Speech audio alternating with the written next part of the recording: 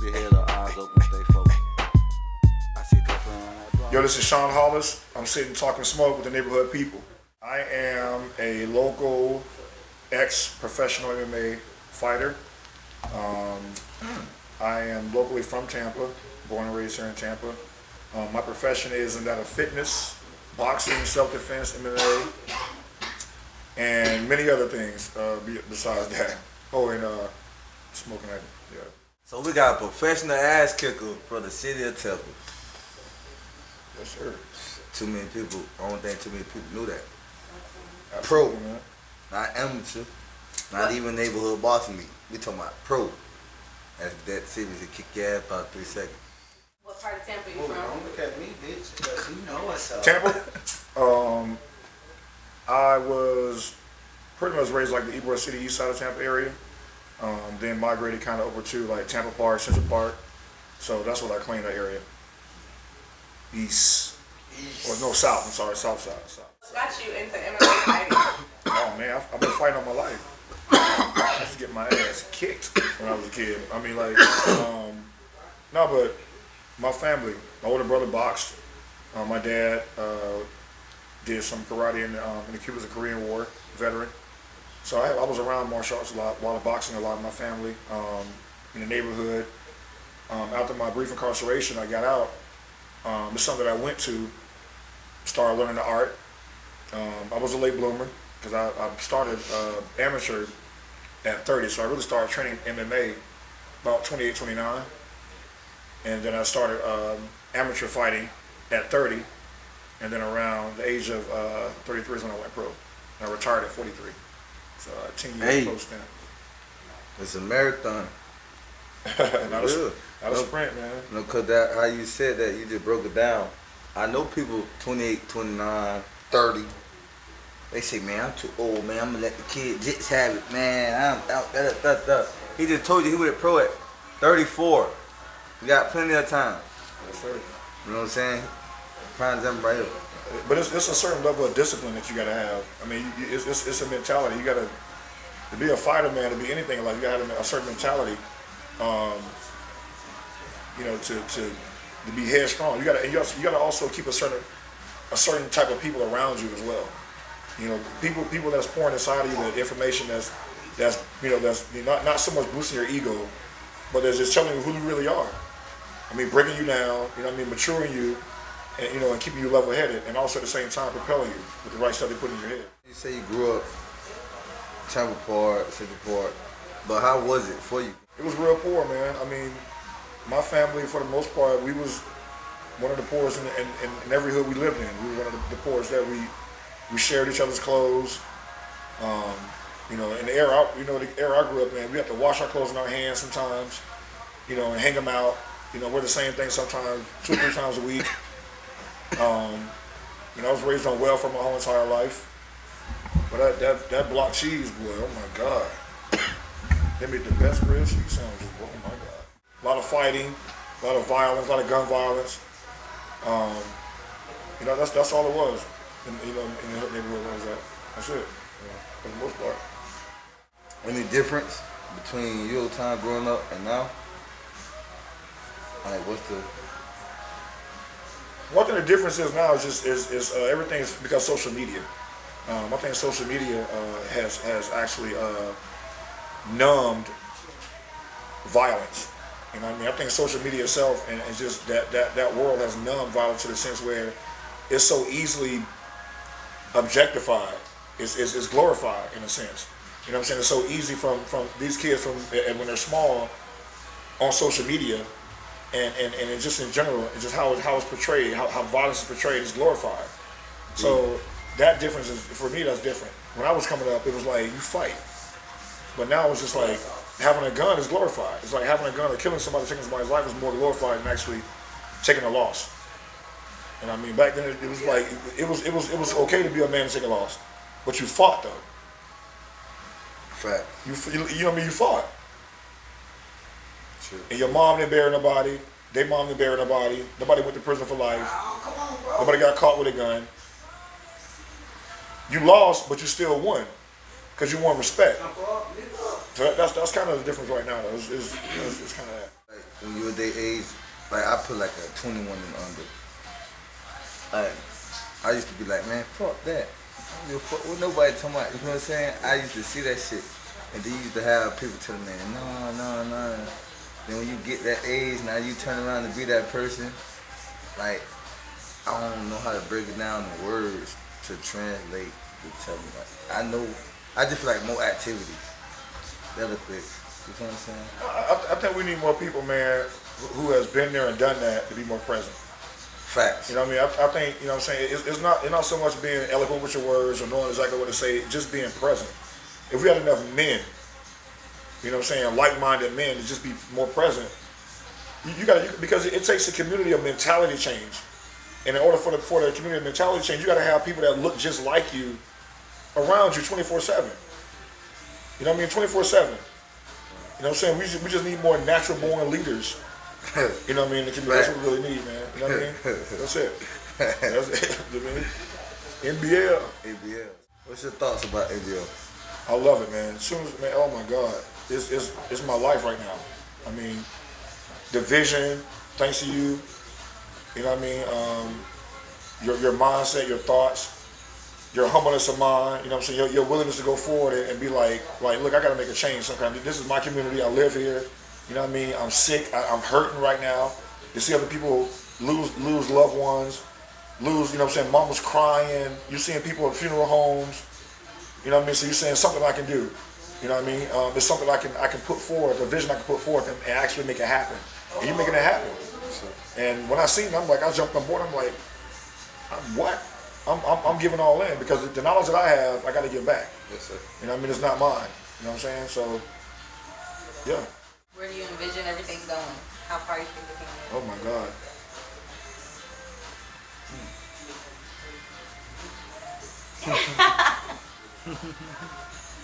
We're going to the top, man. Sky's the limit.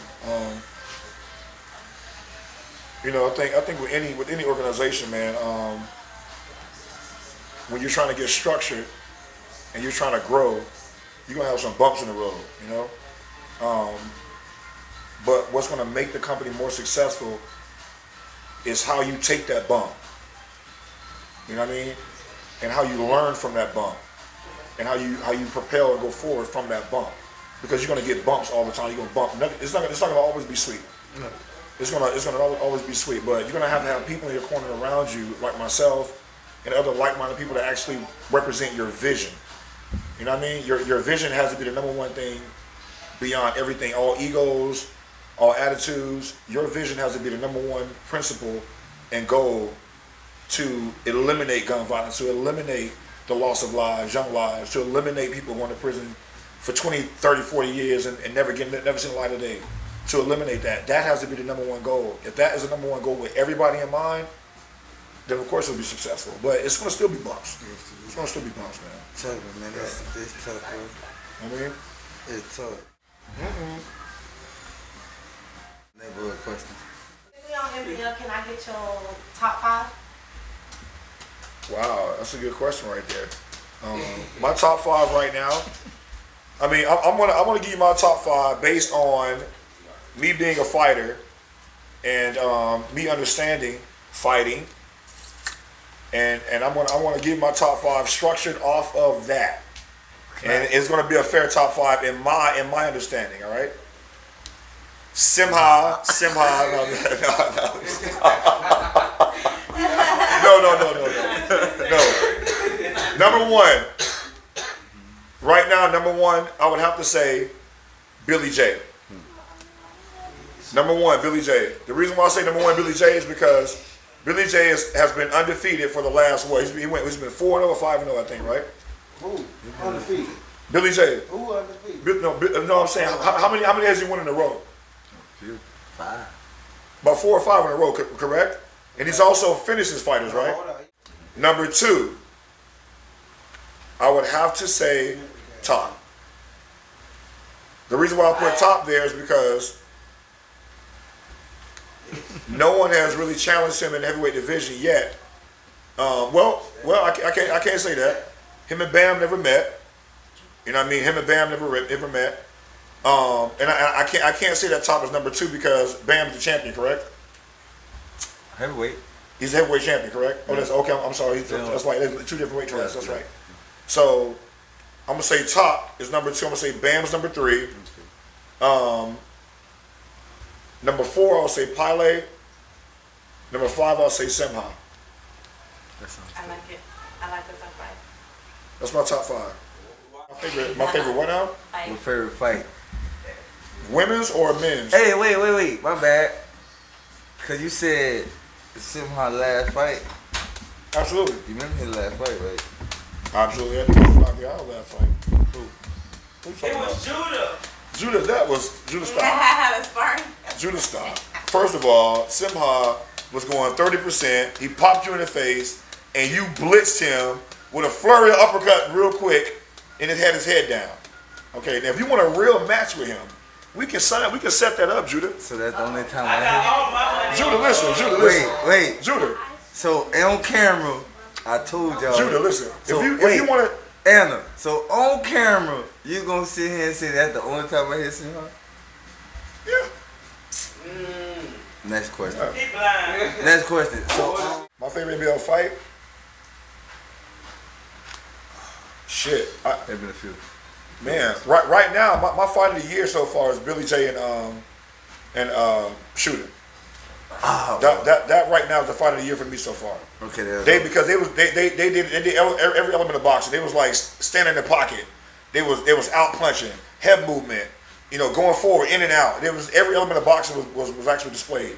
Mine cute. And it was despite the fact that Shooter, at the end, like, cardio got the best of him, but it was an amazing fight. Man. I was like, Yeah, it was a good fight.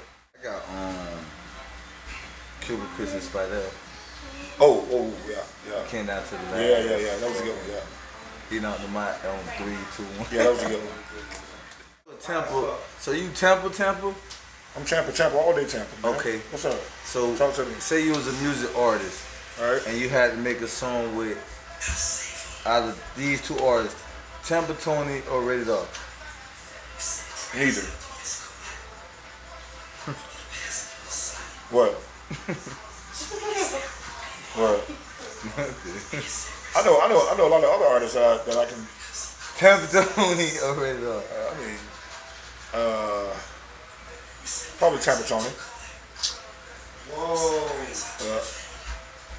DJ. Try Rated R. Yeah, because of that. Because I think that song is like Tampa.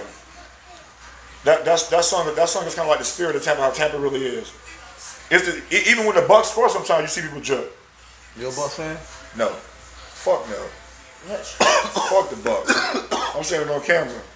Fuck Brady.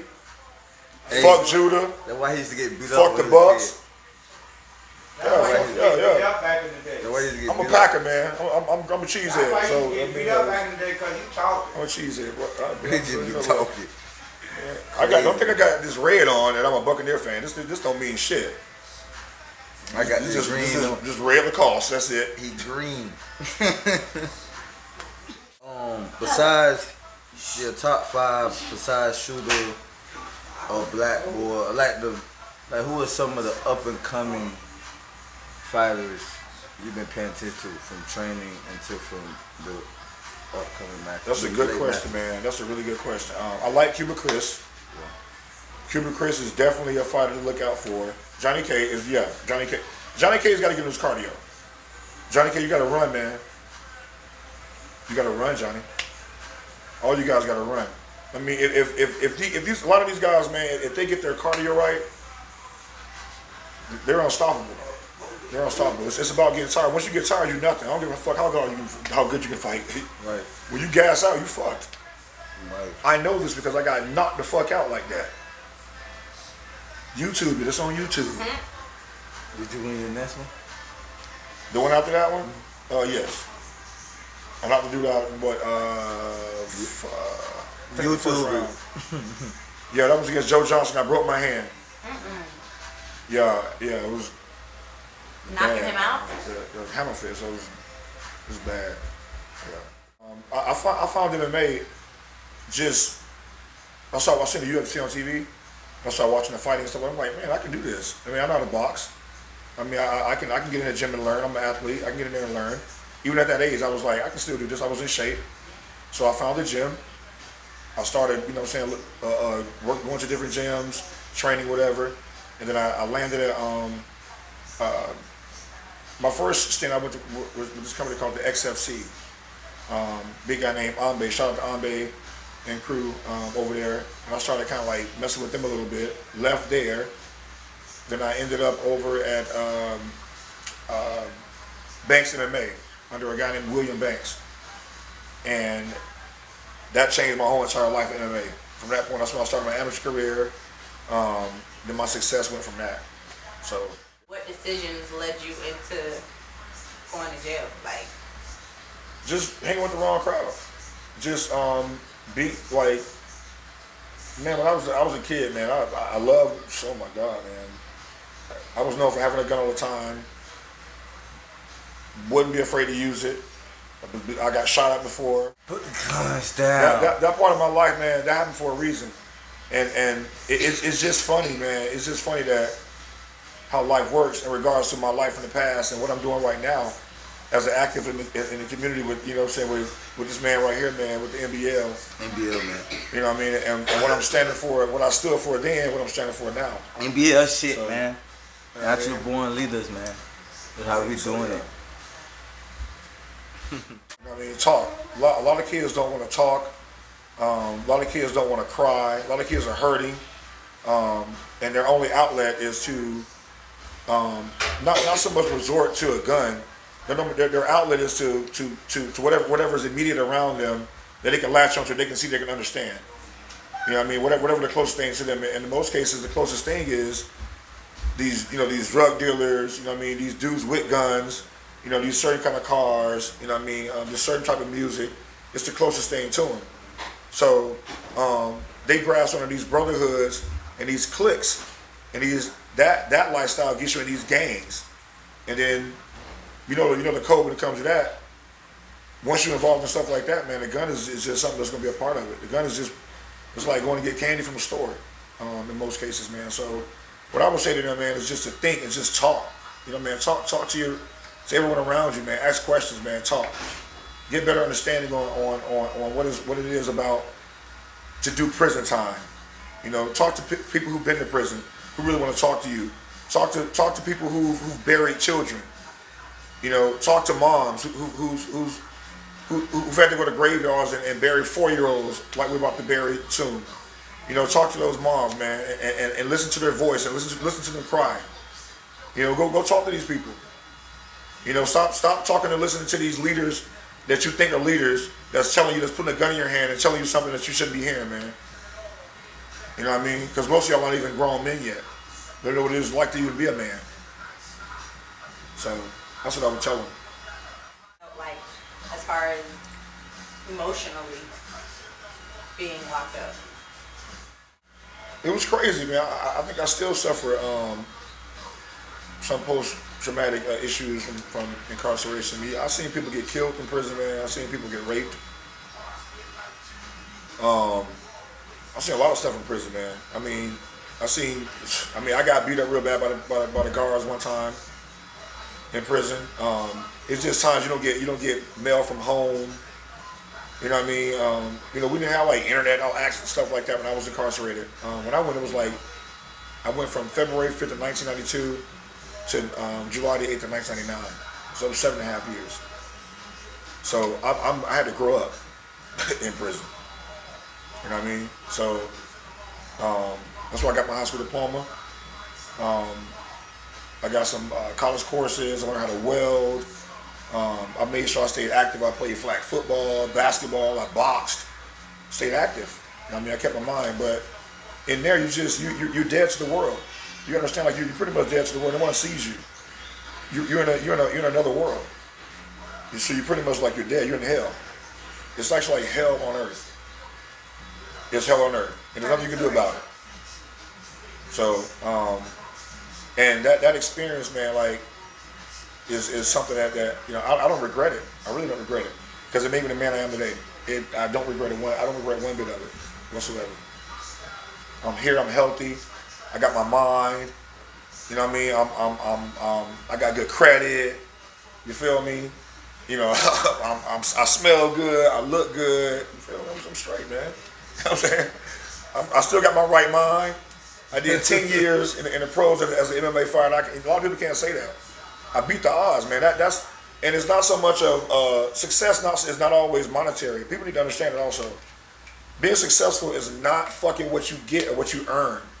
It's what you actually achieve in regards to. And what I mean by that is, especially as a black man in society, success for us may be, for one, not getting shot by the police. That's success. Successfully being able to maintain a home and raise your kids, that's success. Being able to maintain a job or a career, that's success.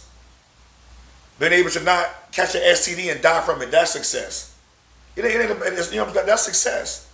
And anything that you earn or gain after the fact of that, you know what I'm saying, that may be monetary, then yeah, you can add that to your success, but that's just something that you may earn via luck or, timing, whatever the case might be. But success, everybody needs to paint success a different way in their minds. Success is not about what you get. It's not a big fucking house. It's not a big fucking car.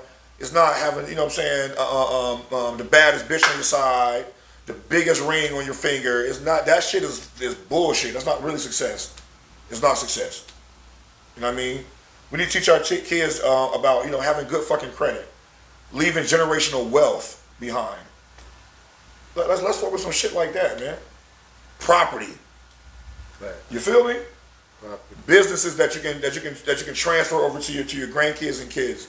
You know what I mean? That's this thing we need to be talking about. Like not this, how many bands I got. Shit get deep. I love it. I'm sorry I went to the deep end, but yeah, you asked me a motherfucking good question, boy. I had to hit that bitch. Where you see Sean in 5 years? Wow, thank you. That's a damn. Ooh. I see myself being a big time business owner here in the community. I see myself well established, even further in my fitness career, and also my career as an activist here in the community as well. I see myself being a bigger imprint and impact in Tampa in the community. I don't know if I'll see myself being married or I definitely don't see myself any more kids or anything like that. But other than that, that's it. Yo, man, this is Sean Hollis. It's been a blast, aka The Nightmare, with Neighborhood Talk Smokes and Neighborhood Peoples with my man Judah. Yo, YouTube video coming up soon for the kick sound and this shit. Peace, man. Love y'all. NBL. Guns down, gloves up, baby.